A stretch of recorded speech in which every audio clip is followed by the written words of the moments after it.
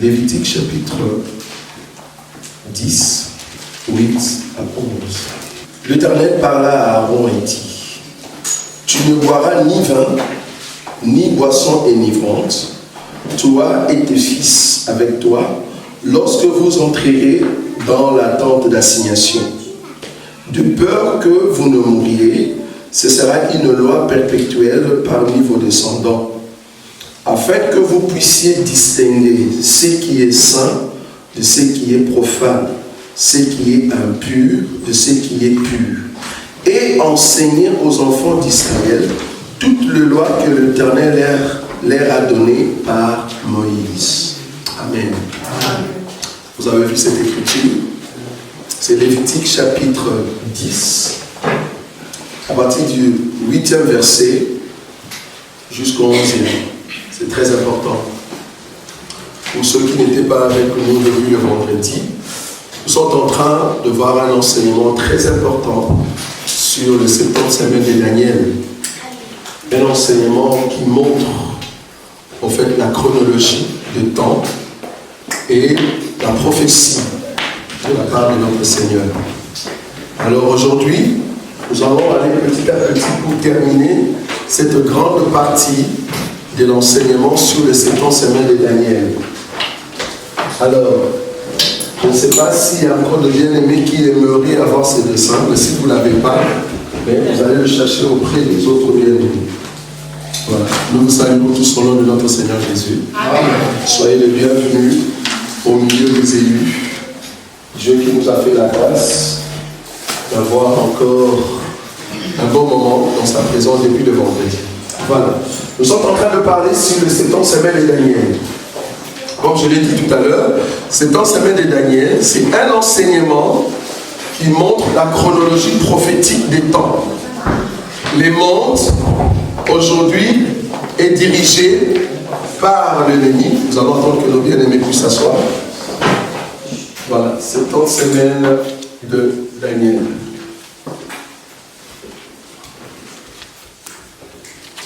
Voilà.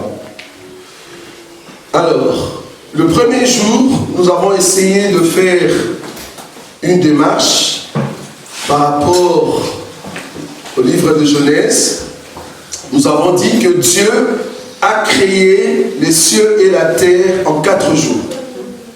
Bibliquement parlant, c'est 7 jours. Nous sommes d'accord. Mais cependant, vous allez remarquer que le premier jour et le 4e jour, c'est la même chose. Le 2e jour et le 5e jour, c'est la même chose. Le 3e jour et le 6e jour, c'est aussi la même chose. Et nous avons aussi le 7e jour. Nous avons dit que le premier jour, Dieu a créé la lumière. Dieu a dit que la lumière soit, et la lumière fut. Nous avons dit que le fait que la lumière a quitté les cieux est venue sur la terre dans les ténèbres, c'est la visitation de notre Seigneur Jésus qui est venu, lui qui est la lumière, selon Jean, chapitre 1er, à partir du 1er verset. Au commencement était la parole était avec Dieu, et la parole était Dieu. Elle était au commencement avec Dieu. Toutes choses ont été faites par elle, et rien de ce qui existe n'a été fait sans elle. Amen. En elle était la vie, et la vie était la lumière du monde. Amen.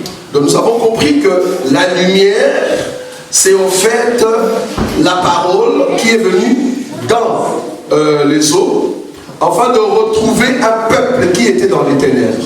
Nous avons dit que cette lumière, c'est en fait notre Seigneur Jésus. Ça, c'est le premier jour. Et le 4e jour, on nous dit, Dieu dit qu'il y ait des luminaires dans l'étendue des cieux, afin de diriger le jour et de diriger la nuit. Il y avait deux, c'est-à-dire le soleil et la nuit. Et nous avons dit que la lumière du 4e jour, qui n'est rien d'autre que le soleil, c'est en fait la lumière du premier jour, mais dans un corps. Vous voyez ça? Donc la lumière du premier jour dans un corps s'appelle le soleil. Or, notre Seigneur Jésus-Christ est le soleil de la justice. C'est lui qui est venu le 4e jour dans un corps. C'est la même lumière du premier jour, mais le 4e jour, il va prendre un corps, afin de briller dans les ténèbres. Or, le premier jour, la lumière devait venir dans les ténèbres, parce qu'il y avait des ténèbres à la surface des eaux, ou de l'abîme. Alors, nous avons expliqué que Je le répète, hein, bon, d'habitude, nous n'avons pas l'habitude de rappeler tout le temps, mais c'est pour aider nos bien-aimés qui n'étaient pas là le vendredi. Mais je vais survenir. Donc, au premier jour est égal au quatrième jour. Nous avons dit, c'est la lumière.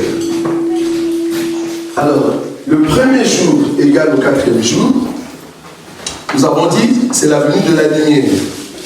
Donc, la lumière est venue sur la terre pour chercher un peuple. La lumière quitte les cieux et vient sur la terre afin d'aider ou de chercher un peuple. Le deuxième jour est égal au cinquième jour. Le troisième jour est égal au sixième jour. C'est très important, ces choses. Donc, au deuxième et cinquième jour, nous avons dit que le deuxième et le cinquième jour, c'est l'apparition de deux peuples. Le peuple du ciel et le peuple d'en bas. Mais il faut qu'il y ait le premier jour, jusqu'au quatrième jour, c'est la lumière. Et le deuxième jour, le cinquième jour, c'est au fait l'enlèvement. Nous allons parler de l'enlèvement.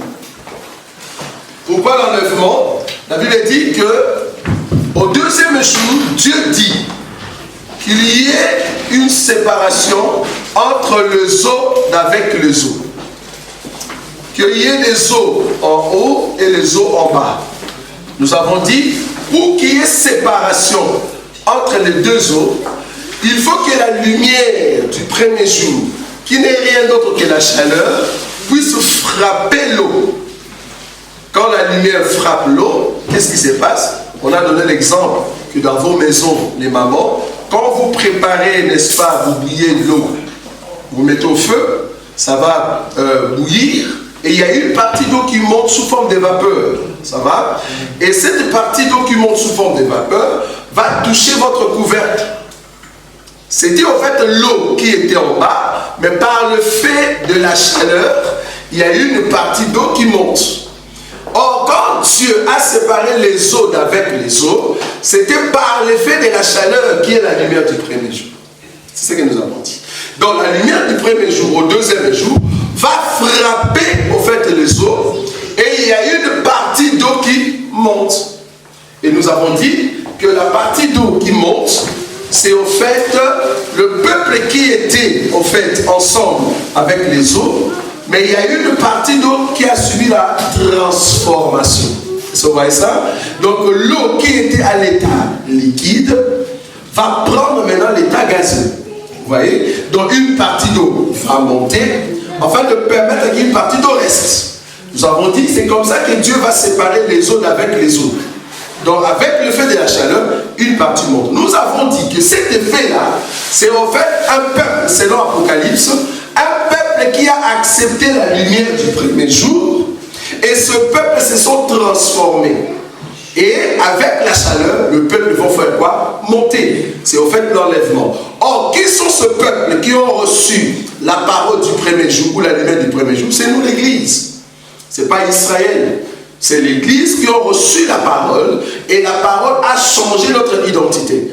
Pour aller au ciel, il faut abandonner le péché parce que le péché fait que vous restiez au fait dans l'état liquide. Vous ne saurez pas monter bien qu'il y a la chaleur. Mais il faut accepter au fait la lumière dans votre vie. C'est comme ça que la chaleur ou la parole va vous transformer. La seule chose qui va vous amener au ciel, c'est l'enseignement. Amen. Si vous n'avez pas l'enseignement, vous ne monterez pas. C'est pour cela, tous ceux qui ne pratiquent pas la parole de Dieu, tous ceux qui vont à l'église, sans pour autant mettre en pratique la parole de Dieu, vont rester. Il faut mettre en pratique la parole de Dieu. C'est ça la transformation. Quand l'Esprit de notre Seigneur viendra, il va vous amener vers le Seigneur. Vous voyez? C'est ça le deuxième jour. Donc, la séparation des eaux. Et la Bible dit là-bas, dans Genèse, qu'entre les deux eaux, il y a ce que nous appelons l'étendue. La Bible appelle l'étendue ciel. Il appelle les eaux la mer. Est-ce que vous voyez ça? Et nous avons expliqué que la partie d'eau qui est montée, ce sont des nuages. Donc, il y a évaporation, il y a une partie d'eau qui monte. Ça, c'est le deuxième jour, c'est l'enlèvement. C'est pour montrer que les 7 semaines de Daniel, on peut le voir aussi dans le livre de Genèse. Et nous sommes venus au troisième jour, Dieu dit que les eaux qui étaient restées puissent se rassembler En fait, ils deviennent un ou unis. Et il y a une partie sèche qui est sortie. Nous avons dit que le zoo qui se rassemble, c'est en fait les rassemblements des nations afin d'élever l'homme de l'impie que nous appelons Antéchrist. Et les autres qui est parti, qui est resté seul, c'est en fait Israël. Et c'est sur ce taux-là, selon Genèse, la Bible dit, et Dieu a fait pousser quoi? Les arbres, afin que les herbes puissent bourgeonner. Nous avons dit que selon Ésaïe chapitre 55, pour qu'il y ait des arbres, il faut qu'il y ait la pluie. Ah, donc, au deuxième jour, il y a eu évaporation, c'est-à-dire enlèvement, montée d'un peuple. Mais au troisième jour, il n'y aura pas évaporation, mais il y a descente. Descente de quoi? De la pluie. Or, la pluie amène la sémence. Donc, le même sont montés, il faut qu'il y ait une partie qui tombe encore pour ensemencer la terre, afin qu'il y ait des arbres. C'est comme ça que nous avons dit que la descente de la pluie au troisième jour n'est rien d'autre que la venue de deux prophètes qui vont prêcher en Israël, afin que Israël, qui est la terre de Dieu, le jardin de Dieu, puisse bourgeonner. Or, qui bourgeonne ne sont rien d'autre que les 144 000. C'est ce que nous avons dit le vendredi et le samedi. C'était juste pour prouver que dans Genèse, nous pouvons aussi voir le septembre semaine des années. Donc ici, c'est Israël et les nations. C'est ce que nous avons dit. Voilà. Et hier, nous avons touché une écriture rapidement pour montrer les septembre semaines des années. C'est là-bas que nous avons commencé le schéma que vous venez de voir tout à l'heure. Nous avons montré que Daniel, quand il priait, Dieu lui a visité par l'ange. Et l'ange lui a dit, écoute, ton peuple va passer d'abord à un temps difficile. Il y a d'abord le 7 semaines et 62 semaines. Ça fait 69.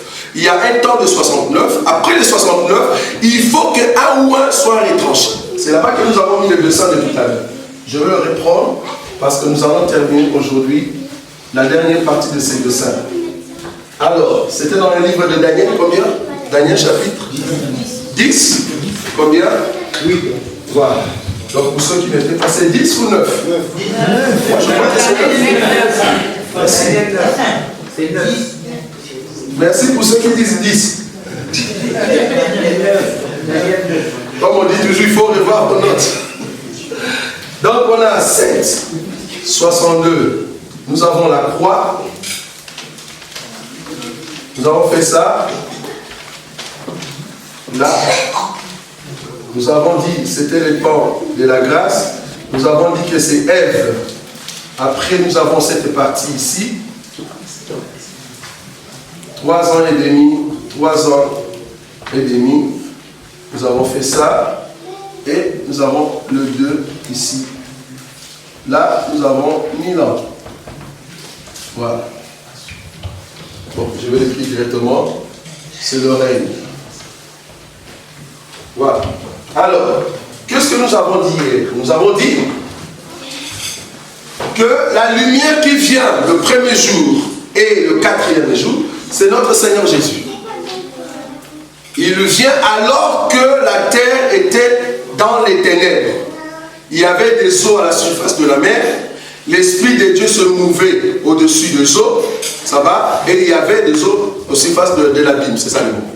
Nous avons dit que l'abîme, c'est quoi? L'abîme, c'est les temps où le monde marchait encore dans le noir. Le noir n'est rien d'autre que la loi.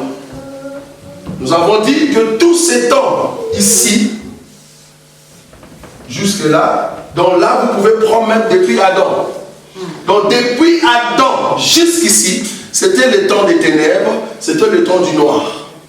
Et là, il y avait la loi qui dirigeait. Maintenant, il fallait que la lumière vienne. Dieu dit que la lumière soit. Nous avons dit que cette parole veut dire, Dieu dit que la lumière sorte de moi. Parce que Dieu est lumière. Vous êtes d'accord avec moi? Et en même temps, Dieu est ténèbres. Ça, vous ne savez pas. Tout ténèbre dans la Bible ne veut pas dire le diable. Dieu aussi est ténèbres. Parce que si je vous posais la question, quand Satan est parti accuser Job, si Dieu est lumière, c'est-à-dire toute personne qui est tout autour de Dieu doit avoir la lumière. Maintenant, quand Satan est parti accuser Job, il entrait dans la présence de Dieu. La Bible dit, Dieu parlait avec Satan. Dieu parlait avec Satan dans quel côté? Parce que Dieu est en même temps lumière et en même temps ténèbres. Satan étant le prince des ténèbres, il parlait avec Dieu du côté des ténèbres de Dieu. Jésus étant le prince de la lumière, Jésus est le roi dans la lumière, Dieu est dans la lumière. Est-ce que vous voyez ça? Je vais donner une autre écriture. La Bible dit que Pharaon va poursuivre Israël. Arrivé devant la mer Rouge, il y avait un ange qui marchait avec Israël. L'ange était devant. Et il y avait la colonne de nuée ou la colonne de feu qui marchait avec le peuple d'Israël. Quand Dieu a vu que Pharaon s'est rapproché, la Bible dit l'ange qui était devant et la colonne va reculer. Il laisse le peuple devant. Et la Bible dit, quand l'ange était au milieu, entre les deux camps, les camps d'Israël et les camps de Pharaon, la Bible dit que Israël marchait dans la lumière. Donc, la lampe qui est la colonne éclairait devant pour que Israël marche. Mais la Bible dit la même colonne du côté de Pharaon, c'était ténébreuse. Or, la colonne n'est rien d'autre que le corps que Dieu a pris pour visiter Israël. Donc, Dieu est en même temps ténèbres et en même temps lumière. Or, du côté des ténèbres, qui était roi? C'est Pharaon. Parce que Pharaon venait avec ses soldats. Mais c'était dans les ténèbres de Dieu. Et devant, qui était roi? C'est Moïse. Moïse marchait avec Israël devant dans la lumière, mais Pharaon marchait avec le peuple dans les ténèbres. Mais les ténèbres, c'est qui? C'est Dieu. La lumière, c'est qui? C'est Dieu. Et il y a deux princes, Moïse et Pharaon. Et ça, vous avez vu, Satan est le prince dans les ténèbres de Dieu. Et ça, vous avez vu ou pas? Quand Satan parle à Dieu, il parle dans les ténèbres. Et ça, vous voyez ça? Donc, tout ténèbre dans la Bible ne veut pas dire Satan. Comme tout serpent dans la Bible ne veut pas dire le diable. Quand vous voyez un serpent, là, ah, Satan, tu le tues. Mais nous, dans la Bible, nous disons que notre Dieu, c'est un grand serpent. Et d'ailleurs, ici, dans cette église, quand nous parlons avec les langages du serpent. Là, tu te dis, hey, je suis dans quelle église où on parle des langages des serpents? Je vais te le dire. La Bible dit, oh Moïse, tu veux visiter le peuple? Ok. Moi, Dieu, je t'envoie, mais je te donne deux signes. Le premier signe, prends ton bâton, jette. Je vais frôler rapidement. Prends ton bâton, jette. La Bible dit, le bâton est devenu quoi? Un serpent. Deuxième signe, prends ta main, mets sur ta poitrine, fais-le sortir, et la main sortit avec la lèpre. Dieu dit, les deux signes, va le faire devant le peuple d'Israël. S'ils ne croient pas au premier signe, ils croiront au deuxième. Moïse est parti avec les deux signes. La Bible dit, avec les deux signes. Il a fait le premier, ils n'ont pas cru. Il a fait le deuxième, ils ont cru. Ça va? Donc pour dire que le premier signe, Israël n'a pas cru. C'était quoi? La verge transformée en serpent, les serpents transformés en verge. Ça, ils n'ont pas cru. Mais la main transformée en lèpre et la lèpre transformée à la main, ça, ils ont cru. Maintenant, qui sont le peuple qui ont cru à un signe seulement? Parce qu'il fallait qu'ils croient. Israël a cru à deux. Donc Dieu a frappé deux fois. Il y avait une question, on m'a posé ça tout à l'heure. Dieu a frappé deux fois la pierre. Vous voyez ça? Israël croit deux fois. Mais il y a un peuple qui va croire seulement une fois. Le peuple en question, là où il fallait jeter la verge devant un serpent, et le serpent redevient encore la verge, et qu'il y a un peuple qui est sauvé, c'est auprès des Pharaons. Quand Moïse est entré, il dit, Dieu m'a dit de libérer le peuple. Moïse va prendre la verge, il va jeter devant Pharaon. La Bible dit, la verge est devenue un serpent. Pharaon regarde et dit, oh, mais ça c'est facile. Mes magiciens peuvent aussi le faire. Il appelle ces magiciens. Je suis le mot magicien. Il appelle ces magiciens. Ils vont amener aussi leur verge. Ils vont jeter leur verge par terre. Leur verge aussi est redevenu quoi? Des serpents. Et la Bible dit, les serpents de Moïse. Je dis bien les serpents de Moïse. Moïse ne peut pas avoir un diable. C'est le serpent de Moïse qui va commencer maintenant à avaler les serpents des magiciens. Nous, dans cet évangile, nous disons ceci. La verge de Moïse, que Moïse va jeter par terre, n'est rien d'autre que l'arrivée de la lumière. la lumière qui vient sur la terre. Quand la lumière est venue et la lumière a touché la terre, la lumière est devenue un serpent. Comment est-ce que la lumière a touché? Quelle terre que la lumière a touché? La terre en question s'appelle Marie. Quand Dieu a envoyé la sémence dans le ventre de Marie qui est une terre, la parole qui était dans le ventre de Marie est devenue un homme. C'est-à-dire la parole en mouvement. C'est ça les serpents. Le serpent qui est en train de bouger. Bouger où? Sur le terrain de Pharaon, sur la terre. Là où Pharaon règne. Pharaon c'est Satan. Et un peuple aussi. Un peuple mais retenu statique dans des bâtons. C'est-à-dire prisonnier.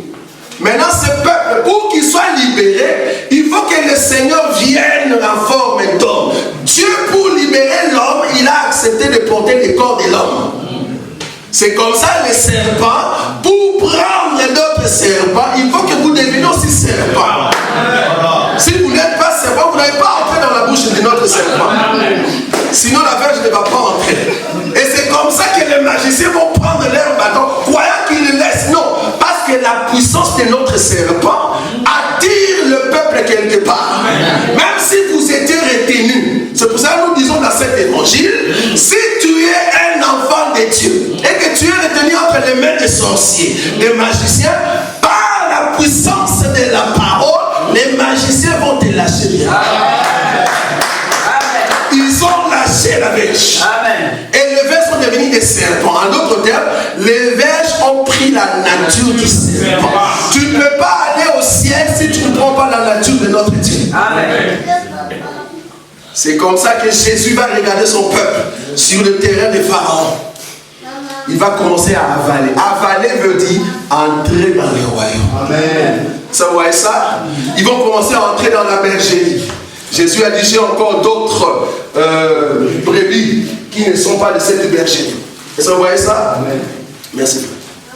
Qui ne sont pas encore de cette bergerie. C'est comme ça qu'ils vont venir et ils vont entrer maintenant dans la bouche de notre Seigneur. Entrer dans la bouche veut dire entrer dans la bergerie. Et quand le dernier serpent est entré, c'est alors que Moïse va venir maintenant toucher le serpent.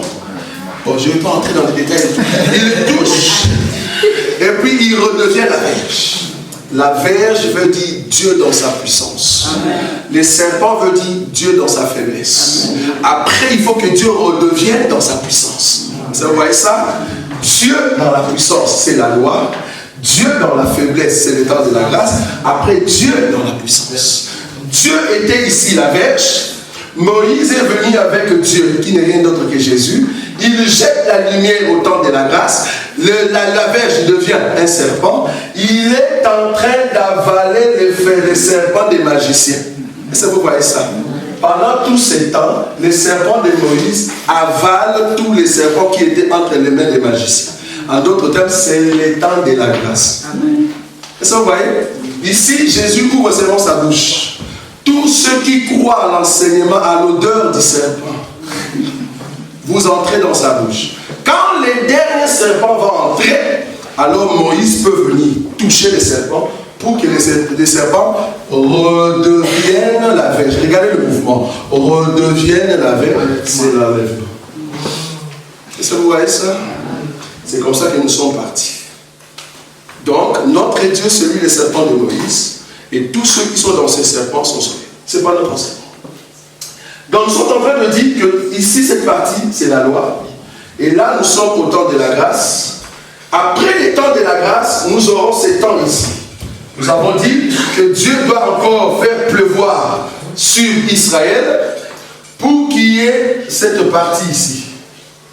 Ici, c'est le ministère des 2 mois. Nous l'avons dit hier, pour ceux qui n'étaient pas là. Ministère de 2 mois. De 2 mois.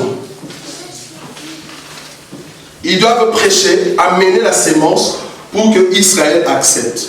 Après leur enseignement, parce que pendant ce temps ici, comme nous l'avons dit hier, que ce temps ici n'est rien d'autre qu'une semaine. Une semaine qui était restée. Une semaine qui était restée. Parce que remarquez, ici ça fait 69, mais c'est le 70e semaine de Daniel. Donc il faut rajouter encore une semaine. Une semaine, ça fait 70. Donc la dernière semaine n'est rien d'autre que le temps où Dieu va maintenant cesser avec l'esclavagisme d'Israël. Donc, qu'est-ce que Dieu va faire? Il va envoyer les deux oints, ils vont prêcher, et Israël va croire, mais ce n'est pas tout Israël, c'est seulement les 144 000. C'est ce que nous avons dit. Après le scellement de 144 000, c'est alors que l'Antéchrist va tuer les 144 000, les deux oints, et aussi la Vierge folle. Quand il va tuer tous ces gens-là, c'est-à-dire devant l'autel de Dieu, il n'y aura plus de prière. C'est là-bas que nous avons dit, Apocalypse chapitre 8, verset 1, va s'accomplir. C'est-à-dire silence de 30 minutes. C'est là-bas que nous avons dit que 30 minutes, c'est quoi? C'est en fait la moitié d'une heure. Or, Apocalypse 17, nous avons vu ça hier. Apocalypse 17 nous dit que l'Antéchrist va au fait diriger la terre pendant une heure. En d'autres termes, 7 ans. Vous voyez ça? Mais à la moitié de 7 ans, c'est là-bas qu'il va instaurer le 666. C'est là-bas qu'il va tuer beaucoup de peuples. Donc nous avons compris que les 144 000, la première partie, ça sera le temps où ils vont accepter l'enseignement. Mais la deuxième partie, on va les tuer. En d'autres termes, il n'y aura personne qui va élever l'adoration devant notre Dieu. Donc du coup, il y aura silence dans les cieux. Donc, silence dans les cieux de 30 minutes. Donc nous avons 30 minutes. 30 minutes. Apocalypse chapitre 8, le premier verset. Dans le ciel, il y a eu un silence de 30 minutes. Donc ça va s'accomplir ici. Donc du coup, Dieu ne va plus attendre l'adoration, alors la colère de Dieu va monter.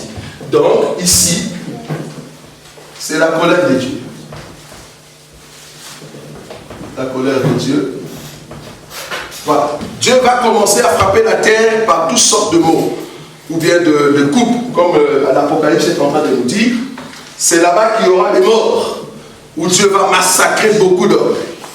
Et après cette colère, il y aura une partie de juifs qui vont rester et qui étaient vivants, qui n'ont pas pu en fait mourir au temps où l'Antéchrist tuait les 144 000, et ils sont restés. Alors l'Antéchrist va comprendre que s'il y a la colère de Dieu sur la terre, c'est les dieux de juifs.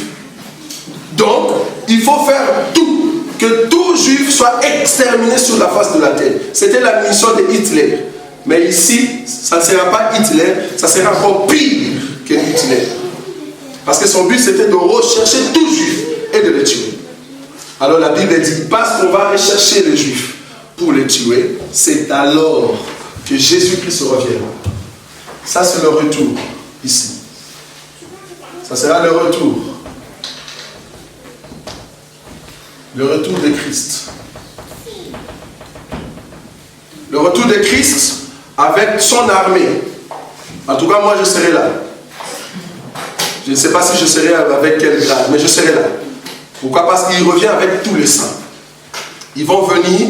D'abord, la première des choses que le Seigneur va faire, c'est de ressusciter les 144 000, la Vierge folle. Ils vont d'abord le ressusciter. Souvenez-vous de cette écriture qui dit que Jésus descendait des monts des Oliviers. Il venait pour aller à Jérusalem, mais avant d'entrer dans la ville, il a envoyé les deux disciples. Est-ce que vous voyez ça? Les deux disciples sont partis, il leur a dit, allez dans la ville, vous allez voir un anneau attaché et sa maman.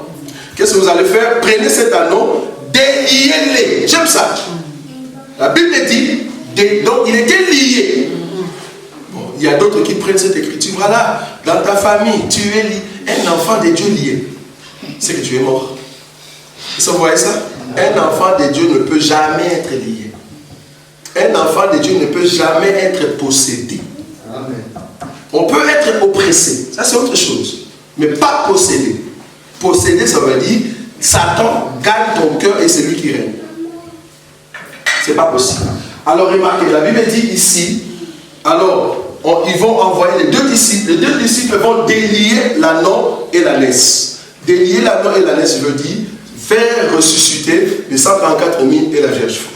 Ça va? Quand ils vont venir, les deux disciples qui sont partis ne sont rien d'autre que les deux oints qui vont prêcher. Ça va? Et c'est comme ça que Jésus va monter sur l'anneau. En d'autres termes, Jésus va entrer à Jérusalem. Le but c'était quoi? D'aller fouetter ceux qui étaient dans les temples. Est-ce que vous voyez ça? Jésus est venu avec un fouet. On nous a posé la question. Quand Jésus avait pris le fouet, est-ce qu'il a fouetté les gens? C'était une question. La Bible n'a pas dit qu'il a fouetté les gens. On a vu des passages qui disent Jésus a pris un fouet, il a commencé à fouetter les gens. Frère, tu as vu ça dans les Écritures, où Jésus a fouetté les gens. C'est vrai qu'il a pris les fouets, c'est normal, ça c'est la verge. Mais est-ce qu'il a utilisé sa verge pour tuer? Non, l'Écriture nous dit, selon la révélation, que c'est par sa parole qu'il va neutraliser les nations qui vont venir contre Israël. Et c'est comme ça que Jésus sera vainqueur. Il va prendre l'antéchrist, le faux prophète, il va le jeter en l'enfer, il va prendre les diables, il va les lier pour 1000 ans. Amen. Maintenant, après ce combat, la guerre qui va se passer ici, ça s'appelle la guerre d'Armageddon. C'est très important ce que je suis en train de dire, parce que vous allez retrouver ces schémas partout dans la Bible. Vous allez voir, je vais donner une écriture ici, nous allons marcher ici. La guerre d'Armageddon. Voilà. Ça sera la guerre où le diable, Satan, dans les corps de l'antéchrist, il va faire la guerre à tous juifs sur la face de la terre afin de neutraliser les juifs.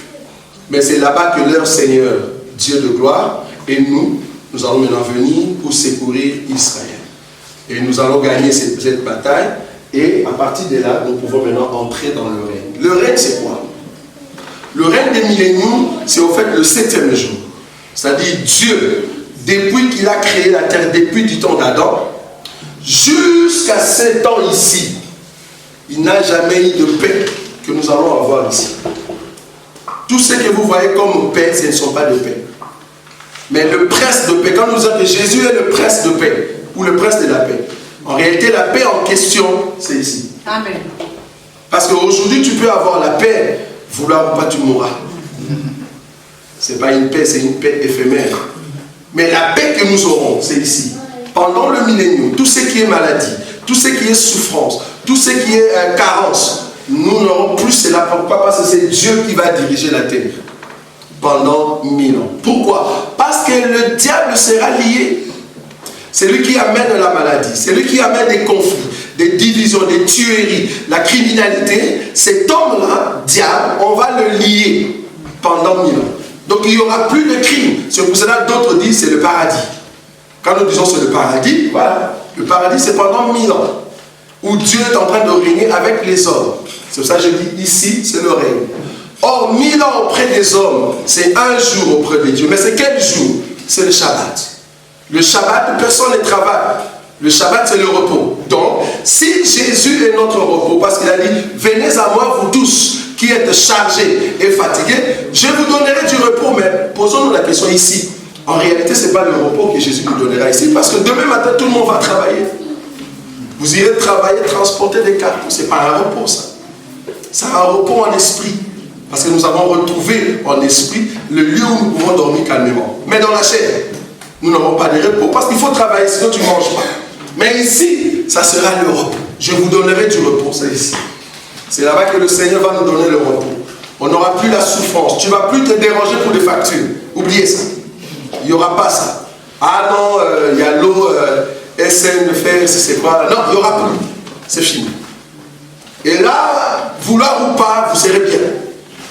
En tout cas, je viens vous informer parce que moi, je vis là-bas. Ici, je suis juste un ambassadeur. On m'a envoyé pour vous dire que notre royaume arrive. Notre royaume arrive, c'est un royaume très calme, si bon. Mais il y a des conditions pour entrer. Pour entrer dans notre royaume, tu dois changer ton cœur. Tu dois transformer ta vie, abandonner le péché. En fait, vous avez des virus qu'on appelle le péché.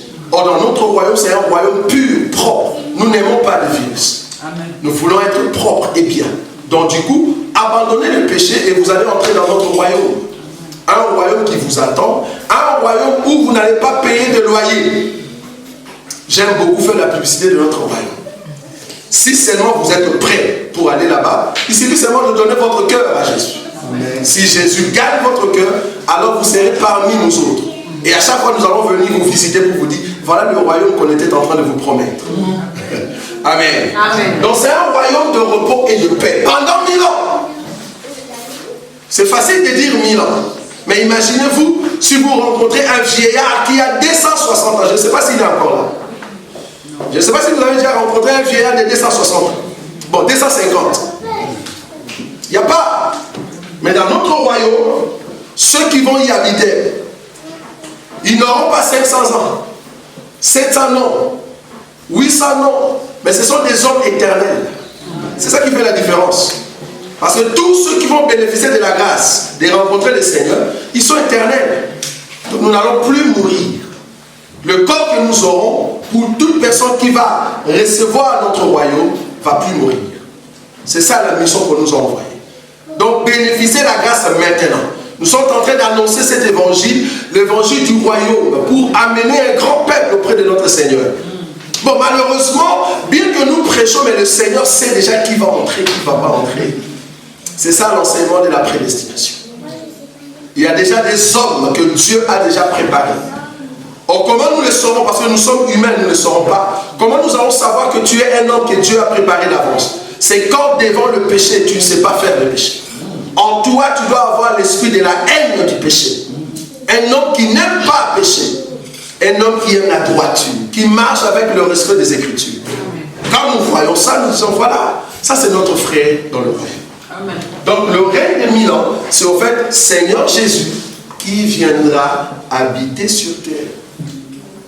Pourquoi je dis ça? Parce que tout à l'heure on a chanté. Vous avez entendu ça? Amen. On a chanté. Christian. Nous sommes partis. Ça c'est bon, Tokei, oui. Mais après, Tokozon va les susciter Tokozon, en fait. Tokozon va les susciter Tokozon. Nous allons rentrer. Donc là, Tokei, on va partir ici. Mais nous allons rentrer. Ceux qui étaient partis ici vont rentrer avec le Seigneur. Nous allons rentrer. Parce que si tu montes au ciel et que tu ne rentres pas, on se dit, mais il est parti où? Parce qu'il faut rentrer, il faut régner. C'est pas que Tozon a sous-sauté, Tozon. C'est la chanson de l'autre là qui a chanté Carlite, qui chantait comme Carlite. Il s'appelle comment? Emeka. Ah non, je vais partir pour ne plus venir. Non, non, tu vas venir. Si tu es notre frère, tu dois venir. Toi, tu es parti pour ne pas venir, on ne te connaît pas. Dans notre royaume, ceux qui partent doivent venir. Dans la chanson, tapez à côté à fond. Nous sommes partis ici, nous allons revenir pour régner. Le règne avec le Seigneur, ce n'est pas dans les cieux. Les cieux, c'est la chambre de Rebecca. Je n'ai pas envie de monter parce que j'ai envie de poser les choses. Les cieux, c'est la chambre de Rebecca. Quand on dit la chambre de Rebecca, Isaac doit prendre, je dis Rebecca, c'est ça. Isaac doit prendre sa femme et aller dans cette chambre-là où il va se dévoiler. Ça, vous voyez ça? Or, les cieux, c'est là-bas que nous allons voir la gloire de celui qui nous a aimés. Amen. Donc, ceux qui vont aller au ciel, ils vont voir la gloire de Jésus. Amen. Mais après, il faut rentrer. Il faut rentrer pour régner des ambassadeurs. On m'a posé la question, est-ce que quand nous allons rentrer sur terre, bon, parce que je leur ai dit que quand nous allons rentrer, la Belgique sera là. La France aussi, Paris sera là. Pourquoi? Parce que les nations vont être là. Congo sera là. Mais quand nous allons rentrer, supposons que tu avais acheté une maison. Bon, je vais citer quand même une ville. Aux Champs-Élysées. Une maison qui a coûté 3 millions d'euros. Mais du moins, tu es notre frère, tu es parti avec nous ici à l'enlèvement. Quand on reviendra ici, est-ce que tu vas regretter où se trouve encore ma maison? J'ai besoin encore de quand même 3 millions. Non. Pourquoi? Parce que tous ceux qui montent au ciel, les désirs de la chair n'y est plus. Amen. Tu n'as plus besoin de maison, tu n'as plus besoin des avions. Ah, notre royaume. Je n'aurais pas besoin d'un avion. Si je voyage aujourd'hui, si j'ai de voiture aujourd'hui, que je peux encore rouler, c'est parce que je suis encore dans ces corps maudits. Mais le corps que nous aurons ici, c'est un corps où je me dis, je veux être maintenant à New York, et j'y suis. Directement. C'est un corps qui n'a pas d'obstacle. C'est le corps que Jésus avait après la résurrection. C'est un corps où Jésus pouvait apparaître et disparaître. Et ça, vous voyez ça? La Bible dit, il apparaît alors que le disciple se posait des questions. Mais il est venu d'où? Et c'est là-bas qu'il appelle Thomas, viens me toucher. Mais Thomas touche, il dit, ah, c'est vraiment un humain. Mais un humain qui traverse les murs. Et si vous voyez ça, un humain qui traverse les murs. Ils étaient là-bas, ils pensaient à Jésus, et puis Jésus apparaît. C'est ça le corps de gloire. Après la résurrection de Jésus, le corps que Jésus a eu, c'est le corps que nous aurons ici sur terre, afin de gouverner, de diriger toutes sortes de ceux qui sont sur la terre, afin de leur montrer l'enseignement de notre royaume pendant 1000 ans. Donc le 1000 ans, c'est le règne de saint. Le 1000 ans, c'est le temps où Jésus va régner. Maintenant, après 1000 ans, c'est là-bas que nous allons clore cette partie de l'enseignement sur le 7e semaine de Daniel. Après 1000 ans, la Bible dit, Satan sera relâché. Donc il y a 1000 ans de règne, et ici, Satan sera relâché, parce que Satan était en prison pendant 1000 ans. On ne l'a pas tué encore. Parce que la mort pour Dieu, ce n'est pas parce que tu as fait l'accident. Si tu fais un accident aujourd'hui, Dieu ne les considère pas encore morts. La mort, c'est quand tu es vivant comme ça et que tu vis dans le péché. Amen. C'est ce que la Bible appelle mort. Si tu demeures dans le péché alors que tu es vivant, la Bible te considère mort parce que tu n'as pas la vie. Pour avoir la vie, il faut avoir le Fils. Si tu as le Fils, alors tu es vivant. Donc, quand vous marchez, quand vous êtes dans des bus, dans le train, ne dites pas que voilà les vivants qui vont dans le train. Ce sont des morts. Pour être un vivant, il faut croire à l'enseignement que nous prêchons. Amen. Et cet enseignement te donne la vie. Même si tu marches, la Bible dit, tu es vivant. Même si tu meurs, Jésus dit, tu es vivant. Pourquoi? Parce que tu seras ressuscité. Vous voyez la différence. Tous ceux qui ont la vie que nous appelons enseignement, tu seras ressuscité. Mais si tu n'as pas la vie de Jésus, tu vis dans le péché, tu es mort. Bien que tu marches, bien que tu as acheté des maisons, bien que tu aies des voitures, tu es mort. Alors quand tu meurs, quand tu as la chair, la Bible l'appelle première mort. Mais comme tu avais le péché à l'intérieur que nous appelons virus, qui va t'amener en enfer, Dieu un jour va juger la terre, il va te jeter en enfer. L'enfer, c'est la deuxième mort. La première mort, c'est la séparation du corps avec l'âme. La deuxième mort, c'est la séparation de l'âme avec l'esprit. Et ça, vous avez vu ça? C'est bizarre que les gens me regardent, ils ne savent pas écrire. Hein? Mais on passe. Hein? C'est très important. Je répète. La première mort, c'est quand les corps se séparent avec l'âme. La deuxième mort, c'est quand l'âme se sépare avec l'esprit. Toute personne qui meurt aujourd'hui, ils ont encore leur âme et l'esprit. Mais comme ils sont dans le péché, il y aura un temps où Dieu va juger le mort. Quand on parle de juger le mort, c'est-à-dire leur âme et leur esprit va se présenter en fait d'être jugés. C'est là-bas que leur âme va être jetée en enfer. Est-ce que vous voyez ça? Bon, c'est un enseignement que nous allons entrer prochainement. Donc, j'étais en train de dire qu'après le millénium, Satan sera relâché. Mais Satan est relâché pour faire quoi? La Bible dit il va faire encore la guerre. À qui? Mais il va faire la guerre à nous. Le peuple saint qui régnait sur la terre pendant 1000 ans dans la gloire de Dieu. Satan est relâché, il vient maintenant pour faire la guerre. Cette guerre, on l'appelle la guerre de Gog et Magog. Guerre de Gog et Magog. Voilà. La guerre de Gog et Magog, c'est après le millénium. Quand Satan sera relâché, il va réunir les autres nations. J'aimerais te dire que tous ceux qui seront dans ces royaumes, quand on dit royaume, ce n'est pas toute la terre. Quand on dit royaume, c'est le territoire du jardin où Adam est en train de régner.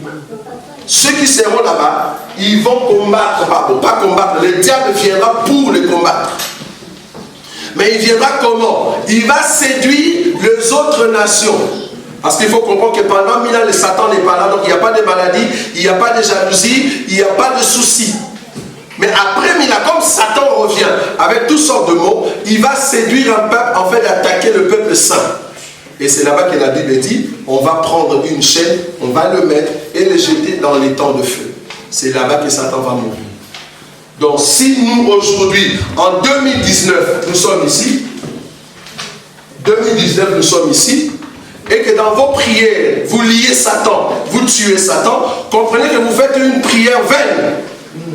C'est pour cela que nous disons ceux qui font des combats spirituels pour lier Satan et brûler les démons, c'est pas juste, bien aimé. Parce qu'on est ici en 2019. Parce que bientôt le Seigneur viendra pour que nous puissions aller en enlèvement. Mais après l'enlèvement, il y a encore les temps de 2 ans.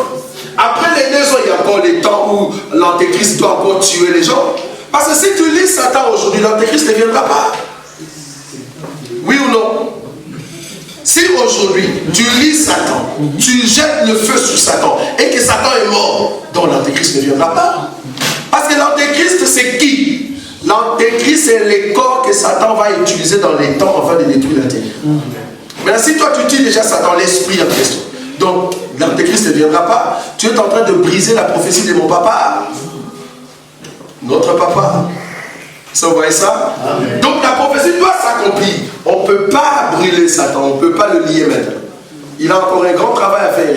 Si vous ne savez pas, en fait, Satan, c'est un serviteur de Dieu. Amen. Bon, des fois ça choque, mais nous voulons quand même le dire. C'est un serviteur de Dieu, mais qui ne verra pas notre royaume. Ça, vous ne saviez pas? Un jour, papa était sur son trône. J'aime toujours l'appeler papa.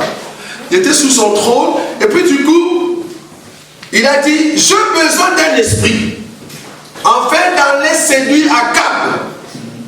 Mais je ne sais comment. Qui peut le faire? La Bible dit, il y a Satan, l'esprit des mensonges. Il est sorti, dis-moi. Il dit, mais comment tu vas le faire? Fais-nous une démonstration.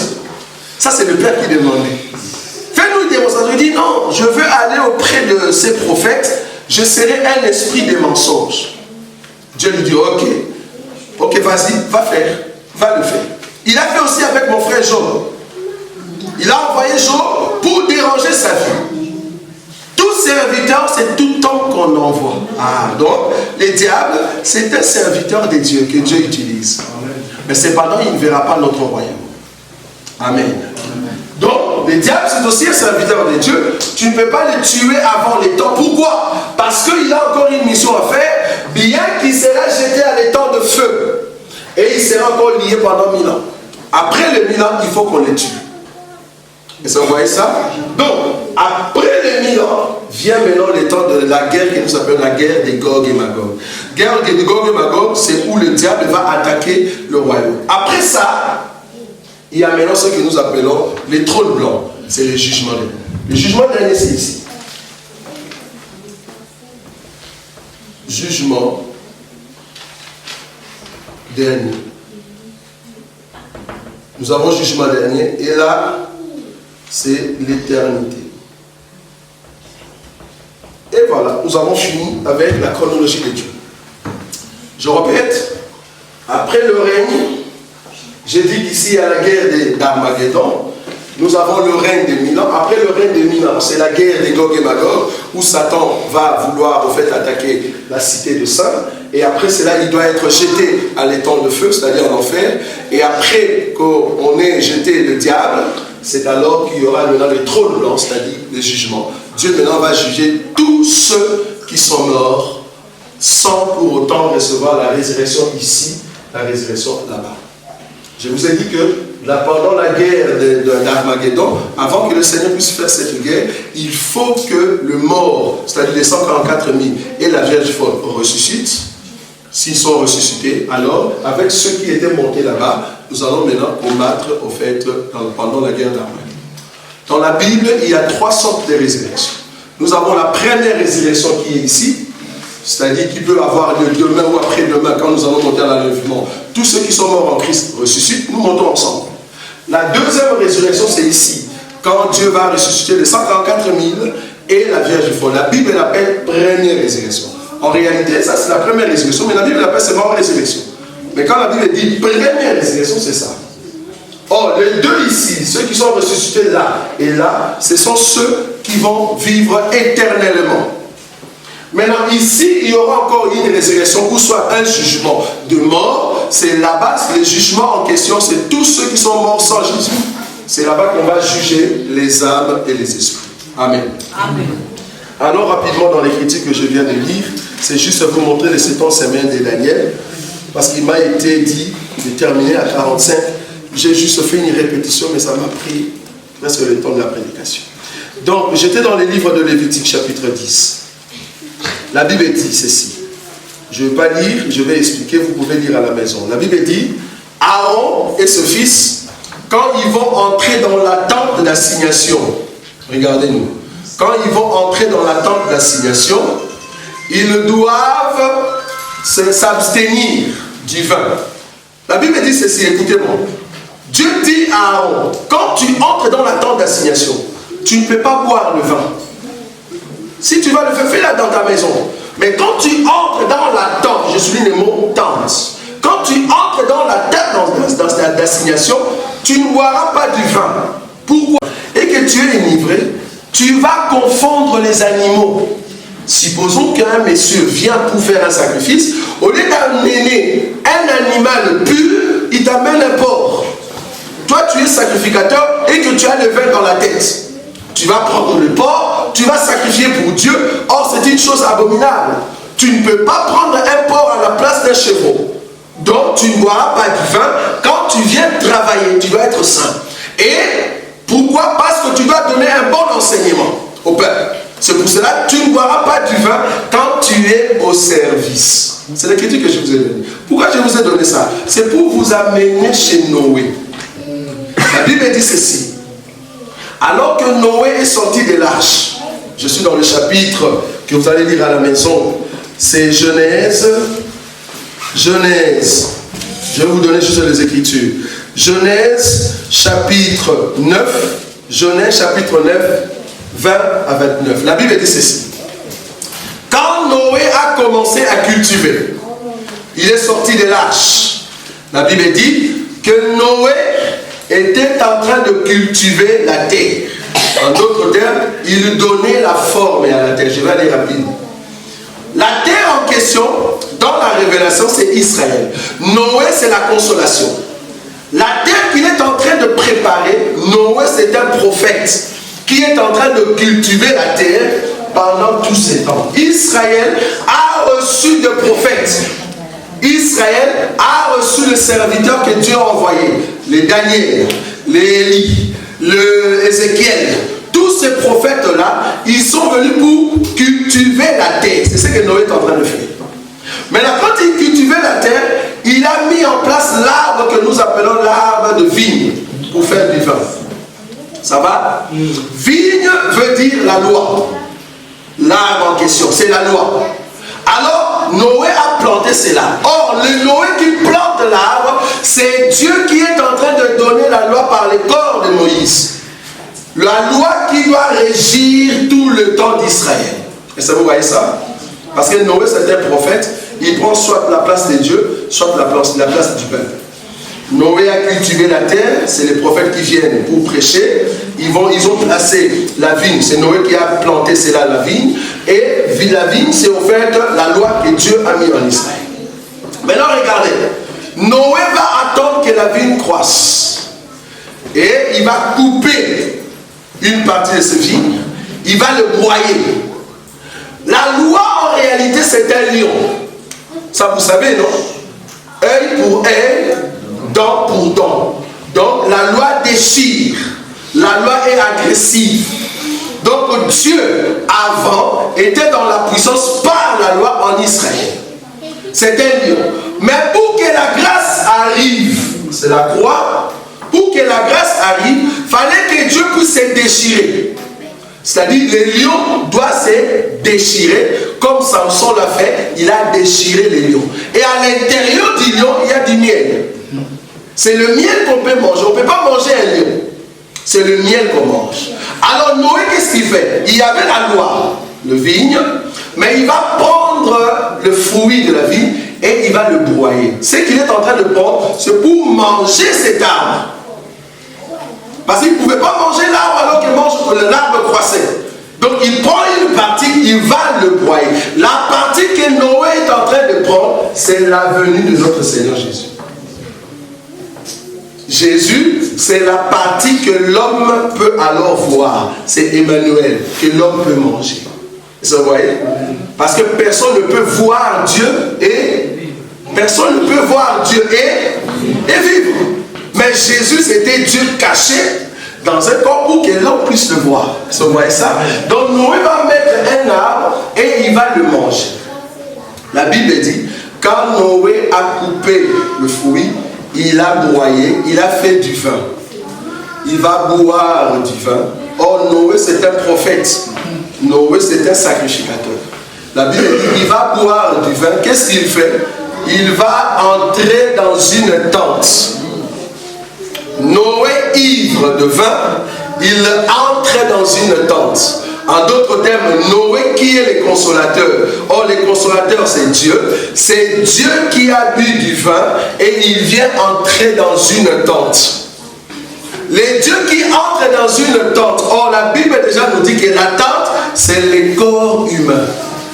Noé qui boit du vin, qui entre dans la tente, veut dire Dieu a quitté l'état de logique, l'état de la droiture, l'état de la férocité. Il a bu du vin, il devient faible. Parce qu'il a du vin dans la tête. Et il entre dans quoi? Dans une tente que nous appelons Jésus. Jésus n'est rien d'autre que la maison où le Christ est entré. Vous voyez ça? C'est une tente. Maintenant, en entrant, la Bible dit, parce qu'il était ivre, il va prendre son manteau, il enlève, il commence à danser, nu. J'aime ça. Dans la tente, il enlève le manteau du Père, je vais aller très vite, et c'est là-bas qu'il commence à danser. J'aime beaucoup la danse de David. Bon, il y a d'autres qui ont pris la danse de David, voilà, ce sont de tout ce que vous voyez à la télé. La danse de David, c'est-à-dire Dieu se fait faible. C'est là-bas que Noé va commencer à danser. Et la Bible dit son fils, comprenez-nous très bien, son fils, regardez, il vient, il entre, il regarde la nudité de son papa. Est-ce que vous voyez ça? Vous allez lire les Écritures. De 20 à 20. C'est là-bas qu'il va regarder la nudité de son papa. En d'autres termes, il n'était pas permis au fils de regarder la nudité de son père. Pourquoi? Parce que la nudité du père, c'était pour sa femme. Or, la femme de Noé, c'est Israël. La femme de Dieu, c'est Israël. Les salut est pour les Juifs, ce n'est pas pour les nations. La nudité du père, c'est le salut. Or, le Christ est venu pour les Juifs. Mais comme le père a bu du vin, comme le père est faible, il laisse sa femme, il vient entrer dans la tente. Et c'est là-bas qu'il commence à danser et son fils vient regarder. En d'autres termes, le père qui boit du vin, c'est au fait de la croix. Le vin, c'est du sang. Jésus a dit, mangez ceci est mon corps. C'est ça, non? Buvez ceci est mon corps. Donc le vin, c'est le sang. Donc quand nous voyons Noé boire du vin, nous sommes à la croix. Donc à partir de la croix, Noé est ivre. C'est pendant les temps de la grâce. Or, quand on dit grâce, c'est-à-dire quelque chose qui ne t'appartenait pas. Pendant les temps de la grâce, le fils de Noé peut maintenant voir la nudité de Noé. Alors qu'il ne pouvait pas. Parce que c'était la nudité pour la femme de Noé, sa maman. Mais parce que papa a bu du vin, papa est faible, il ne pense plus, il ne voit plus bien, alors son fils est venu, il a vu sa nudité. Ça, c'est une grâce dans la révélation. Amen. Dans la lettre, n'osez même pas, nous allons te chasser dans cette église. Amen. Dans la révélation, c'est une grâce de voir la nudité du Père. Le Fils est entré, a vu ça, et la Bible dit, regardez avec ce schéma, pensez avec moi, avec le schéma qui sont là. Je vous ai dit que Noé est en train de planter le vigne, c'est ici. Noé cultive la terre, c'est ici. Noé va maintenant manger et boire du vin, c'est ici à la croix. Noé est ivre. C'est pendant tous ces temps. Pendant tous ces temps, nous sommes en train de regarder la nudité de Noé. Pourquoi? Parce que ce n'était pas notre nudité, c'était la nudité de la mer. Mais nous, maintenant, nous profitons pour voir ça. Est-ce que vous voyez ça? C'est la grâce. La grâce, ce n'était pas pour nous. Le salut, c'était pour Israël, la maman, la femme de Noé. Mais nous, nous sommes fils, enfants, qui viennent entrer dans la tente et nous voyons cette nudité, mais ce n'est pas pour nous. Et la Bible dit, quand l'enfant est sorti, l'enfant est parti appeler ses deux frères. Venez, papa est nu. Est-ce que vous voyez ça? L'enfant qui sort de la tente pour aller appeler les deux, c'est l'enlèvement. Est-ce que vous voyez ça? Est-ce que vous voyez avec moi? L'enfant qui sort de la tente pour aller appeler les autres, L'enfant qui a reçu la grâce de voir la nudité du Père pendant les temps de la grâce. Et qui est sorti, le fait de sortir, il est en train de monter en enlèvement. C'est l'église qui monte en enlèvement. Or, quand l'église monte en enlèvement, papa maintenant est presque à la fin de son ivresse. Maintenant, il faut qu'il y ait deux personnes, les deux joints, qui doivent venir pour remettre papa dans son état de la force. Verge, serpent, verge. Est-ce que vous voyez ou pas? Force, faiblesse, force. Papa avait le manteau ici, il était normal, mais arrivé ici, il a enlevé le manteau, il est nu. Il faut que papa redevienne sur son manteau du Père. Et la Bible dit, les deux frères de Noé, ils vont amener quoi? Le manteau et ils remettent sur Noé. Donc papa est redevenu dans sa force. Or, les deux frères, c'est les deux sourds. Nous prêchons un évangile très profond, bien aimé. Mais nous sommes toujours dans le même schéma. Donc, Noé avant, avec manteau, il cultivait la terre. Il a bu du vin. Ici, il enlève son manteau du Père. C'est-à-dire, il devient nu. Or, le fils qui n'avait pas la grâce de voir sa nudité peut maintenant voir sa nudité. C'est-à-dire, le fils peut bénéficier de la grâce. Et après, le fils doit sortir de la tente pour laisser la place aux deux frères. Les deux frères n'ont pas vu la nudité de Noé. J'aime ça. Les deux frères n'ont pas vu la nudité de Noé. La Bible dit, ils venaient en reculant. Et ils ont pris le menton, ils ont mis sur leur paix. Pourquoi? Parce que les deux joints sont les gens de la loi. Or, les gens de la loi ne peuvent pas bénéficier de la grâce que nous avons aujourd'hui. Israël n'a pas la grâce d'aujourd'hui, mais Israël aura la grâce ici. Et ça, vous voyez, le manteau, c'est le titre du Père que Noé avait. Quand Noé a pris le manteau, la Bible dit, l'ivresse est partie. Au lieu de maudire le fils qui a vu sa nudité, il n'a pas maudit. Mais il a maudit son fils, en fait, le cadet de sa progéniture. Mais la personne qui a vu la nudité, il n'a pas maudit. En d'autres termes, quand nous allons partir, il y a une partie de nous.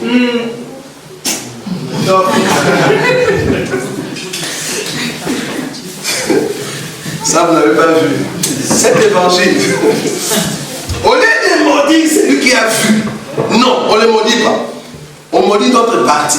Parce que quand nous allons à l'enlèvement, il y a une partie de l'église qui va rester. La malédiction, c'est la mort. Ils vont passer par la mort, on va les tuer, la Vierge folle. Il faut qu'on les tue. Ça, vous voyez ça. Mais nous, on ne va pas nous maudire. Parce que celui qui est béni de Dieu. Personne ne peut te maudire. Pourquoi? Parce que tu as déjà la bénédiction de Dieu. Amen. J'ai pris cette écriture pour vous montrer que Jésus s'est offert de Dieu dans l'ivresse. Jésus s'est offert de Dieu qui a bu du vin pour empêcher que sa vision soit normale. Dans l'état de Dieu, ici, nous les nations, nous les Français, nous les Belges, personne ne peut aller au ciel. Mais si nous pouvons aller au ciel aujourd'hui, c'est parce que Noé a bu du vin, il a enlevé son manteau. Amen. Alors le Fils peut voir maintenant sa nudité. Donc nous, Église, nous bénéficions de la grâce de Dieu ici, parce que Jésus, c'est la faiblesse de Dieu. Quand Jésus est venu, c'était pour rechercher un peuple qui était loin. Pourquoi? Parce qu'il est venu chez le sien, mais les siens ne l'ont pas reçu. Maintenant, à tous ceux qui veulent le voir nu, c'est ça que nous sommes en train de prêcher. Amen. Si tu veux voir Dieu nu, parce qu'avant tu ne peux pas voir Dieu. La seule personne qui peut voir Dieu, c'est la femme de Noé ou Israël. Mais nous, les nations, nous ne pouvons pas voir sa nudité. Mais aujourd'hui, parce que Dieu a bu du vin, parce que Dieu a un problème de vue, c'est Isaac qui ne voit plus bien. Et ça, vous voyez? Isaac ne voit plus bien, mais il dit à son fils Ésaü, va me chercher du gibier. Ésaü est sorti, Jacob est entré. Normalement, ce n'était pas pour Jacob, c'était pour Ésaü. Mais Jacob, c'est l'église qui bénéficie de la grâce afin de manger avec le Père. Mais ce n'était pas Jacob qui devait manger avec le Père. Nous sommes Jacob qui bénéficie de la grâce. Par qui? Par le soutien de la maman. La maman, c'est le Saint-Esprit. C'est le temps où le Saint-Esprit nous guide pour manger avec le Père. Isaac a dit ceci, la voix, c'est la voix de Jacob. Mais les poils, j'aime ça bien aimé. Quand il a touché Jacob, il dit, mais les corps, je sens les corps d'Ésaü. Mais la voix, c'est la voix de Jacob. Il lui dit, viens, embrasse-moi s'il te plaît. Dieu voulait sentir l'odeur. Quand Jacob a embrassé Isaac, Isaac a senti l'odeur. C'est là-bas que Isaac a commencé à bénir. Bien-aimé, j'aimerais te dire, pour entrer au royaume, la seule chose qui peut te faire grâce de voir Dieu, ce ne sont pas vos parfums. Dieu, depuis Adam, jusqu'à l'éternité, depuis que je connais ses papas, il n'a jamais mis un parfum Thierry Mugler. Jamais. Il n'a jamais mis un parfum, je ne sais pas quoi. Le parfum de mon papa, le parfum de ton papa, c'est la sanctification. Amen. Si Dieu sent l'odeur de la sanctification, c'est là-bas que Dieu te bénit, bien-aimé. Il a béni Jacob parce qu'il a senti l'odeur de notre Seigneur Jésus. Le nom que le parfum porte s'appelle Jésus. Amen. Si Dieu sent l'odeur de son Fils en toi, il te bénit. Amen. Parce que le Fils va amener la purification. Et chose bizarre avec notre papa, il n'exauce personne sur la terre. Dieu n'écoute la prière de personne, si ce n'est que la prière de son Fils. Amen. Parce que c'est le Fils qui prie en nous. Amen. Par l'enseignement, c'est comme ça que Dieu écoute. Amen. Mais si tu pries par toi-même, si tu n'as pas l'enseignement de Dieu, Dieu ne va pas t'écouter. C'est pour cela que quand nous prions par l'enseignement. C'est très important. C'est ça l'odeur que Dieu veut. Nous aimerons prier même pour 5 minutes. Nous sommes debout.